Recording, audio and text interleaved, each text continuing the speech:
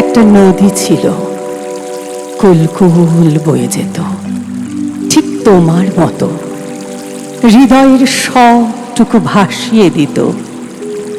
একটা পাহাড় ছিল, স্থির, ধ্যানমগ্ন, মৌনতার প্রতীক, স্থিতধী, অচঞ্চল, রহস্যময়, শান্ত সুন্দর রূপে তোমার কথা মনে পড়াতো।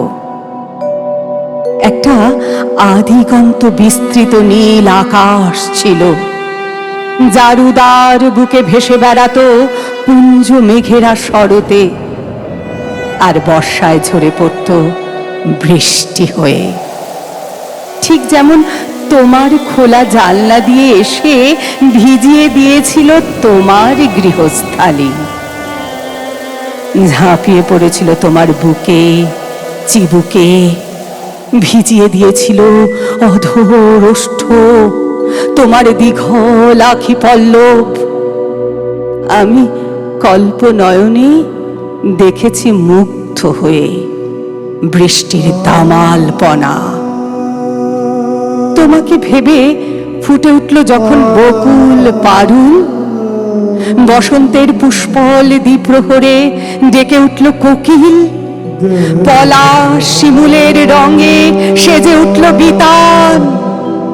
ঠিক তখনই দক্ষিণ হাওয়ায় ভেসে এলো তোমার সুর, আমার কল্পনার কুঞ্জবনে। দোয়েল, পাপিয়া, পারাবত কাকলিতে নিয়ে এলো তোমার সঙ্গীতের মূর্ছনা। আমি প্রহর পার করে অপেক্ষায় বসে রইলাম, শুধু তোমায় দেখব বলে, শ্রাবন্তীর কারুকাজ উপেক্ষা করে।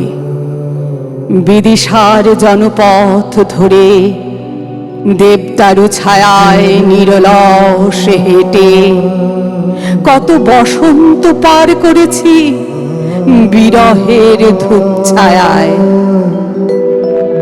একদিন সন্ধ্যা হবে কোনো বনানীর নীরবতায়, শ্যামলিমা ঘেরা পাহাড়ের পাক দণ্ডি পথে। হয়তো গোধূলি আলোয় দেখব তোমার সুঠাম দেহের ভাস্কর্য, তোমার স্মিত হাসি আমাকে অভ্যর্থনা জানাবে। চেয়ে নেব তোমার ভালোবাসার কণা মাত্র।